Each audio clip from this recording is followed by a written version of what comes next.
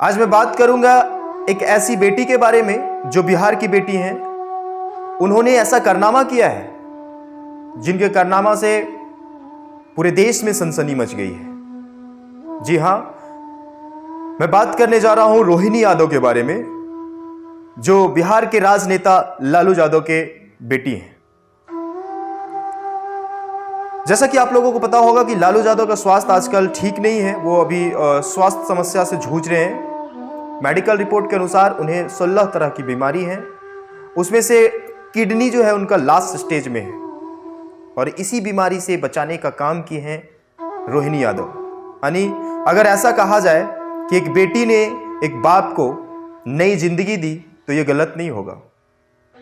और इस कारनामे से पूरे देश की उस समाज को एक संदेश जाता है जिस समाज में बेटियों को बेटा से कम दर्जा दी जाती है, बेटा और बेटियों में भेदभाव किए जाते हैं। मैं आप लोगों को बता दूं कि हम लोग उस समाज से बिलोंग करते हैं, हम लोग उस समाज में रहते हैं जिस समाज में आज भी बेटियों को हीन भाव से, हीन दृष्टि से देखा जाता है। ऐसा माना जाता है कि बेटा ही कुल का नाम रोशन करते हैं, जबकि बेटी कुल को कलंकित करते हैं। आज भी ऐसे ऐसे बहुत से समाज हैं हमारे भारत में जिसमें इस प्रकार के सोच बरकरार है।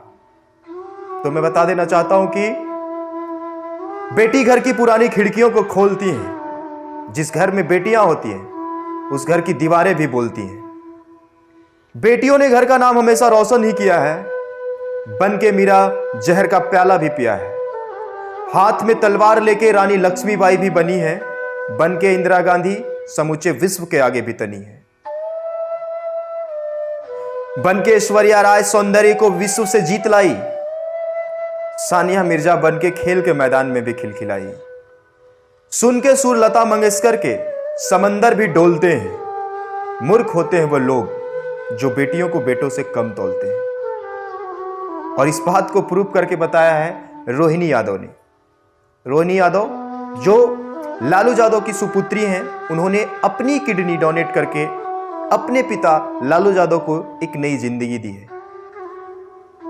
तो मैं इस कारनामे को पूरी तहे दिल से शुक्रिया करना चाहता हूं। उनकी सोच, और उनकी सोच के साथ साथ ये पूरे देश के उन समाज को एक नई शिक्षा, एक नई संदेश दी जो समाज बेटियों के प्रति निम्न स्तर की सोच रखते हैं।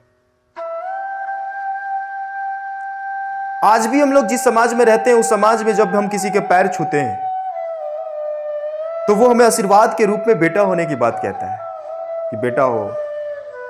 हम जब दुआ करते हैं संतान के लिए तो हमारी दुआ में सबसे पहले बेटा निकलता है। हे प्रभु, हमें एक बेटा दे दीजिए। सही बात, इंसान की दुआ में उतनी ताकत नहीं है कि वो भगवान से अपनी दुआ के बल पर, अपनी दुआ के माध्यम से बेटियों को ले पाए। बेटी इंसान की दुआ के ऊपर की चीज होती है।